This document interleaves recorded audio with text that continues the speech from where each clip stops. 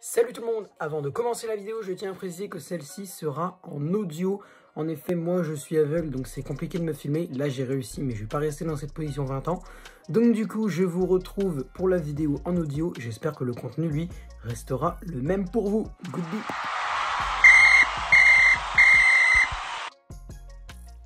Salut tout le monde, c'est le football à l'aveugle. On se retrouve aujourd'hui pour une nouvelle vidéo et aujourd'hui, on va s'intéresser, après la fin du mercato d'hiver, parce que pour ceux qui ne le savaient pas, c'est la fin du mercato d'hiver depuis hier minuit, on va s'intéresser à 5 transferts plus 1 en bonus dans lequel je vais donner mon avis vite fait, mais j'avais pas envie de faire 6 parce que 6 c'est bizarre, top 6 c'est chelou alors que top 5 c'est bien.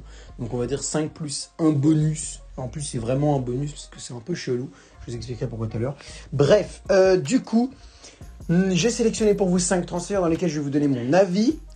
On va commencer tout de suite. Je vais vous donner déjà les transferts, ou pas. Enfin, ouais, il y a 5 transferts et puis l'autre c'est un bonus qui n'est pas vraiment un transfert. Donc, premier transfert, Pierre-Emerick Aubameyang signe au FC Barcelone. Deuxième transfert, Youssef Belaïli signe au Stade Brestois. Troisième transfert, Tanguy Ndombele signe à Lyon. Quatrième transfert, Romain Fèvre signe à Lyon. Et cinquième transfert, Dusan Vlahovic signe à la Juve. Et transfert bonus, affaire bonus plutôt, Ousmane Dembélé. On va parler un peu de ça. On va démarrer tout de suite avec Pierre-Emerick Aubameyang. Pierre-Emerick Aubameyang, transféré depuis Arsenal jusqu'au FC Barcelone. Oui, donc comme vous venez de l'entendre, là maintenant tout de suite, je suis plutôt content du transfert d'Aubameyang au Barça, parce que le Barça a besoin de se renforcer offensivement, et puis parce que Aubameyang avec Arsenal, la page était tournée, hein, clairement. Les deux parties étaient en froid depuis quelques semaines, pour pas dire quelques mois, je pense pas, hein. Quelques semaines avec le fait qu'il soit plus capitaine du club, Coupe d'Afrique des Nations, ce qu'il a fait au Gabon. Enfin, Aubameyang en soi, même que ce soit avec Arsenal ou avec la sélection gabonaise, il n'a pas passé des jours heureux. Hein. Je ne veux pas dire qu'il ne les mérite pas, parce que je pense que ce qu'il a fait en marge de la sélection gabonaise, c'est totalement stupide, mais c'est pas le sujet de la vidéo, vous comprenez bien. Même si franchement, voilà, je l'ai dit, c'est stupide, mais je ne développerai pas plus. Donc il est pas méga cool niveau footballistique. Donc je pense que ça peut être une bonne idée pour le relancer. Maintenant j'espère qu'il va être titulaire assez souvent quand même. Aubameyang, c'est un mec qui a besoin, surtout maintenant, d'être titulaire. C'est un mec qui a de l'expérience, qui est quand même assez intéressant offensivement, qui marque pas mal de buts. Il a été assez cool à Arsenal, jusqu'au moment où c'est parti en clash. C'était quand même assez intéressant. Sa combinaison avec Alex Lacazette, c'était quand même pas mal. Donc, très content de le voir au FC Barcelone de ma part. Je sais pas pour vous. Bon, je pense qu'on a à peu près tout dit. On passe au deuxième. Youssef Belaïli au Stade Brestois. Oui, je suis également d'accord pour le transfert de Belaïli à Brest. Pourquoi déjà? Parce que Belaïli, c'est un mec un petit peu comme Bagda Bounedjah, que je voulais voir en Ligue 1 depuis belle lurette, environ 2-3 ans. C'est des mecs que j'ai déjà vus en sélection algérienne et qui m'ont beaucoup plu, mais que j'aimerais voir un petit peu plus souvent. Et ça va être le cas du coup pour Youssouf Belaïli maintenant, surtout qu'il part en plus dans un club que je suis beaucoup, vu que j'habite à une demi-heure de Brest. Donc autant dire que je vais suivre beaucoup les performances de Belaïli cette saison. Si Mister Der Zakarian décide de le mettre titulaire, ce que je pense que ce sera le cas, j'espère en tout cas, mais je pense que oui. Ça fait beaucoup de... j'ai pas mis de ponctuation dans ma phrase, là. Je ressens les effets sur ma respiration. Bref, c'est pas le sujet de la vidéo non plus. Pourquoi Belaïli à Brest, c'est une bonne idée? Déjà parce qu'on va en parler tout à l'heure, mais après le départ de Romain Fèvre, fallait prendre quelqu'un. Brest s'est activé parce que franchement, j'ai écouté la vidéo de Rusicada DZ par rapport à ça. Alors, il y a eu des rumeurs, oui, avec Montpellier, avec Marseille, avec Nice, je crois aussi, avec Lyon, aussi avec Lille. Enfin, il y a beaucoup. Perso, Brest, j'avais pas du tout entendu, franchement. Je dis pas que ce qu'il dit Rusicada, c'est faux, hein, évidemment, loin de là. Moi, j'ai pas entendu ça. Après, si vraiment ils avaient déjà pris des contacts avant, c'est très bien, parce que c'est un joueur que j'apprécie beaucoup, que je suis très content de voir à Brest, comme je l'ai dit. Donc Belaïli à Brest, bonne pioche pour moi, en espérant que ça matche et qu'il reste plus que 6 mois. Donc transfert inattendu, mais contentement. Contentement inattendu. On passe à la suite. Romain Fèvre à Lyon. Oups, non, non, non, non, non, ah non, non, non, non, non, non, pas cette fois, non, là, les deux premiers, Aubameyang et Belaïli, j'étais d'accord, là, par contre, c'est pas le cas, non, Romain Fèvre à Lyon, je ne sais pas pourquoi je ne le sens pas.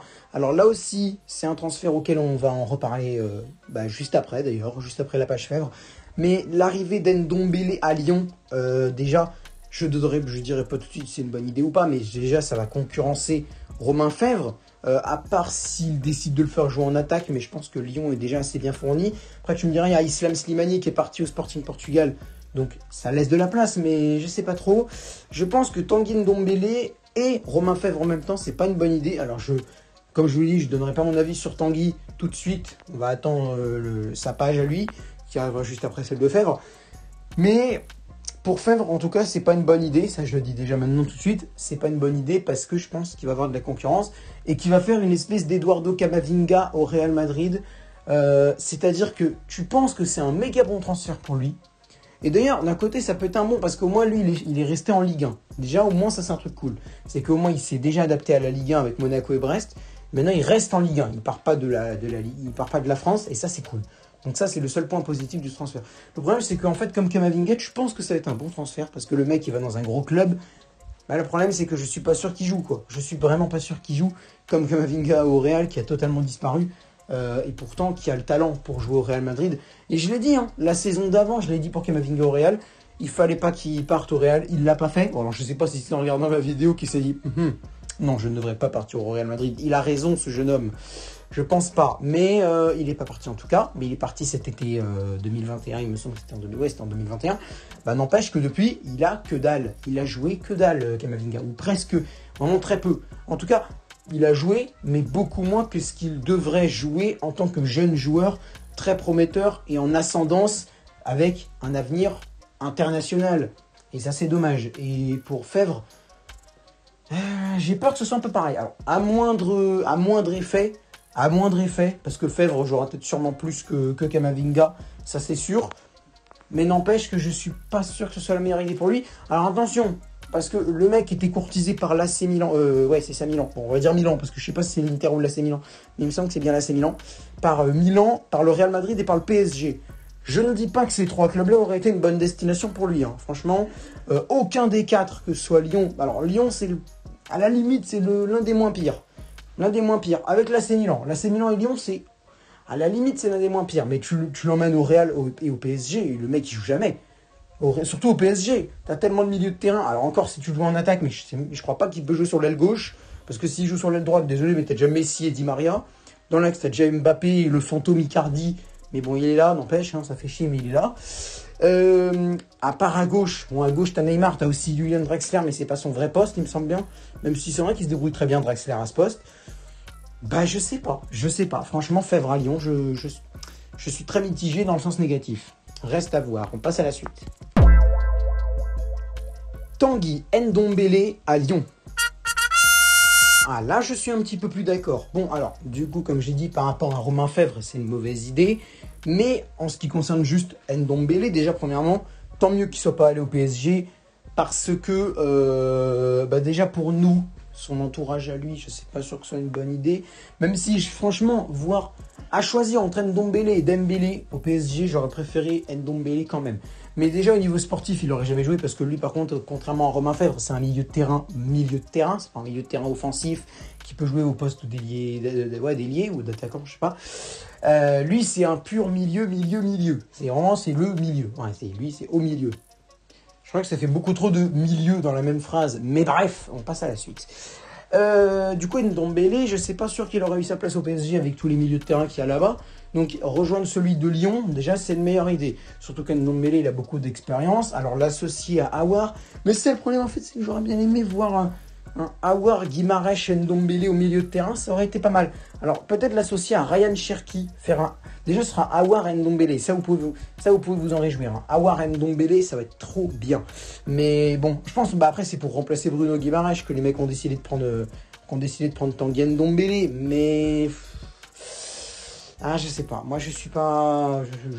Je sais pas, franchement. J'ai dit oui parce que il va s'imposer au milieu de terrain il va avoir beaucoup de temps de jeu, contrairement à Romain Fèvre où j'ai plus de doutes. Tanguy Ndombele, il va avoir du temps de jeu. Mais après, est-ce que... Parce que c'est un prêt, hein, le mec. Hein. C'est un prêt. Donc, est-ce qu'il va... L'Olympique Lyonnais, déjà, j'ai vu sur Twitter... Bon, alors sur Twitter, je dis pas que c'est une source méga fiable, mais c'est pas une information précise qu'un mec a partagée. C'est juste, selon lui, Lyon n'arrivera pas à payer l'option d'achat de Tanguy Ndombele. Donc, ce qui fait que ils vont juste le garder 6 mois. Et puis, le mec, il se rebarre à Tottenham. Mais d'un côté, Tottenham...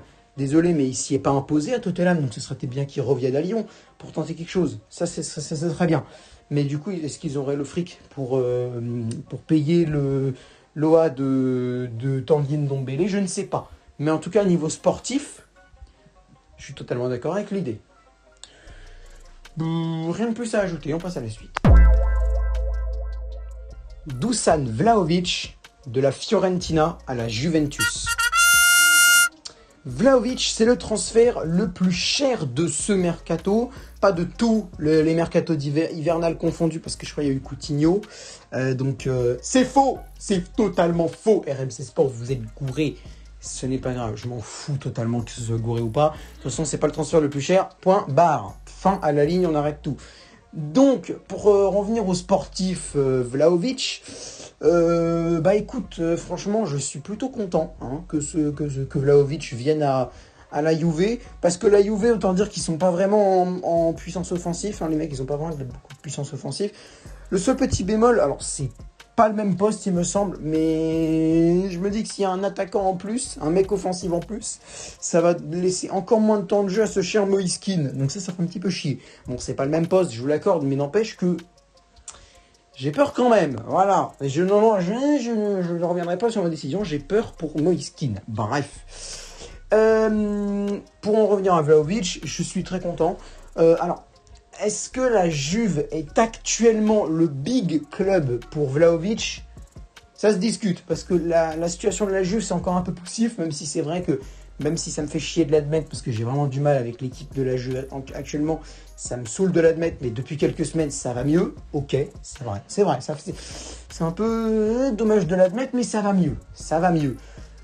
Donc, ça se discute, voilà. Après, si tu m'avais pris ça il y a un mois ou deux, je t'aurais dit clairement, Vlahovic, tu l'emmènes au Barça ou à la Juve, c'est bon, il a grillé sa carrière, le mec. Hein. C'est bon, il a grillé sa carrière. C'est comme Erling Haaland, si tu l'envoies au Barça, il a grillé sa carrière. Désolé, mais la situation barcelonaise actuellement, déjà, de toute façon, financièrement parlant, vous n'avez pas la taille pour accueillir Haaland, déjà, et de toute façon, on en reparlera avec Dembélé tout à l'heure. On ferme la page, Mais Vlahovic au Barça ou à la Juve, j'aurais dit non il y a 1 ou 2 mois. La Juve se relance un peu, et peut-être qu'avec Dusan Vlahovic, ça va s'améliorer encore plus. Donc, ok.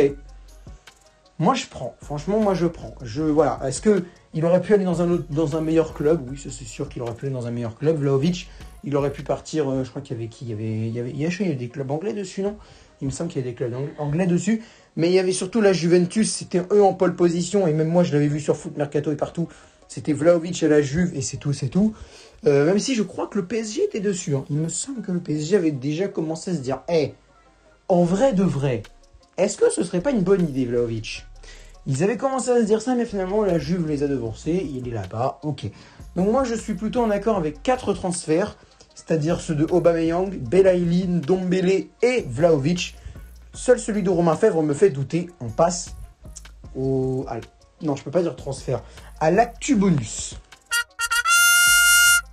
Ousmane Dembélé, en fin de contrat avec le FC Barcelone, rejoindrait le PSG. On rejoindrait Chelsea. Bon, resterait au Barça. Ah oui, non, c'est pas possible. Irait à Guingamp. Ah bon, je crois qu'on va arrêter les clubs. Pourquoi Dembélé, c'est vraiment dommage. Enfin, dommage. Non, je voulais pas qu'il aille au PSG. Je vais vous dire pourquoi tout de suite. Parce que de toute façon, c'est la seule page de ce mercato. Je vous développerai pas par rapport à Chelsea, par rapport au Barça ou par rapport à Guingamp, même si ça va être très simple de développer pour Guingamp. On n'a pas l'argent, hein, déjà qu'on vend Mathias Féton, pour ceux qui ont la ref. Je crois pas qu'il est vendu, mais il était à ça de se faire vendre. Donc déjà qu'on arrive à faire partir l'un de nos meilleurs joueurs offensifs, je pense pas qu'on a la taille pour accueillir Ousmane Dembélé. Mais bref, c'est pas non plus le sujet de la vidéo. passe à la suite. Donc Dembélé au PSG, pourquoi je n'en voulais pas? Tout simplement parce que le mec, j'ai dit tout à l'heure avec Tanguy Ndombele, son entourage est épouvantable. Et je l'ai dit dans plein d'émissions dans lesquelles je suis passé dans les lives de Tonton Célou, sur France Bleu Paris, je crois que je l'ai dit aussi, je sais même plus. Mais je l'ai dit à plein de potes à moi et tout. Dembélé, on en rigole de ses retards à l'entraînement, il y a plein de trucs, ouais, sur TikTok, machin, tu vois ça. C'est drôle, tu vois, t'as des trucs en mode Dembélé, de combien sera-t-il en retard à l'entraînement la prochaine fois? Enfin, c'est drôle, tu vois. Mais n'empêche que d'un côté, ça fait pas rire, quoi. Quand tu prends ça de la manière sérieuse, quand tu te dis Dembélé est souvent en retard à l'entraînement, quand tu prends du recul sur la chose, que tu prends ça de manière sérieuse, tu te dis non mais waouh. Déjà qu'au PSG, c'est un petit peu compliqué au niveau des passes droits, des privilèges et des punitions. Si en plus tu me ramènes Ousmane Dembélé, je suis pas très sûr. Après, sportivement parlant, encore une fois, surtout que ça va être pour remplacer Kylian Mbappé qui va à 99,8% partir au Real Madrid. Peut-être. Ça se discute. Si c'est sportivement parlant pour remplacer Mbappé, ça se discute. Mais même si... Alors, quand je dis ça se discute, je dis pas « Oui, je veux que Dembélé vienne ». Non, je dis « Bon, peut-être, mais n'empêche que moi, je préférerais Erling Haaland. N'empêche que je préfère Haaland. Ne me faites pas dire ce que j'ai pas dit. J'ai pas dit que Dembélé, je le voulais absolument. J'ai dit... Ça peut se discuter. Je dis bien sportivement parlant, parce qu'au niveau de l'entourage, c'est épouvantable. Et je n'en veux pas. Hein. Sur ce point-là, tu peux pas me... Voilà, c'est bon. J'ai pris ma décision, je n'en veux pas au niveau de l'entourage. Mais si tu prends que le côté sportif, peut-être, ça se discute. Mais de toute façon, tu peux pas enlever l'entourage comme ça en mode... Bon, bah tu n'as plus d'entourage à partir de maintenant. Tu es seul. Voilà, c'est décidé. Tu peux pas. Donc, si tu prends l'entourage avec, Dembélé, je n'en veux pas. Je pense qu'on peut arrêter cette vidéo-là, les gars. Merci de m'avoir suivi. J'espère que cette vidéo vous a plu. Si vous avez envie de donner votre avis sur Aubameyang, Belaïli, Fèvre, Ndombele, Vlahovic ou encore Dembélé, n'hésitez pas à envoyer un petit commentaire pour me donner votre avis sur chacun des joueurs ou sur juste un ou deux en particulier. N'hésitez pas aussi à liker la vidéo si elle vous a plu, à partager celle-ci sur les réseaux sociaux et à vous abonner en activant la cloche de notification. On est presque à 360 et presque à 400 abonnés, ça c'est énorme. Et tout ça c'est grâce à vous, donc merci les gars. À bientôt pour une nouvelle vidéo et pour un nouveau live. Salut!